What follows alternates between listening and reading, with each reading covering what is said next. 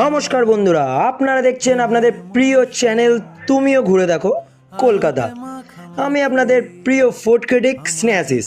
আজকে চলে এসেছি বুক ভরা সাহস নিয়ে কদমতলায় নিজের ফুড ক্রিটিক জার্নি শুরুর প্রথম পাবাড়াতে।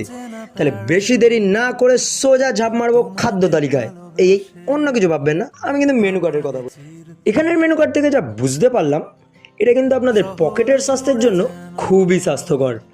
তাই দেরি না করে চটপট নিয়ে নিয়েছিলাম দুটো ফ্রাইড চিকেন, মাত্র 80 টাকা।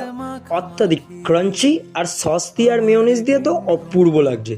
তারপরে একটা জাম্বো সাইজের চিকেন বার্গার, ভিতরে পুরো মাল মশলা ঠাসা, ওফ হেভি খেতে। সঙ্গে নিয়েছিলাম চিকেন পপকর্ন, মাত্র 60 টাকায়।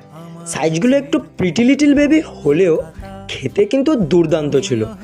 তারপরে নিয়েছিলাম চিকেন পকেট, যেটা আমার খুব একটা ভালো লাগেনি, কারণ ভিতরে চিকেনের স্টাফিং বেশি হলেও একদমই জুসিনেস ছিল না চিকেনটাতে।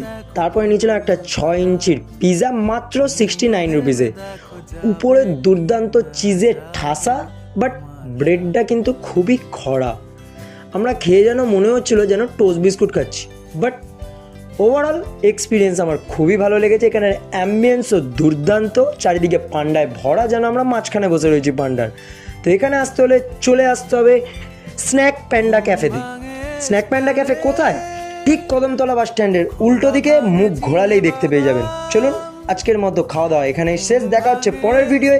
ভিডিও ভালো লাগলে লাইক বাটনে আপনি পপকর্ন ছুঁড়ে মারুন, কিংবা ফলো করে পাশে থাকুন, কারণ আমাদের সাথে তুমিও ঘুরে দেখো কলকাতা।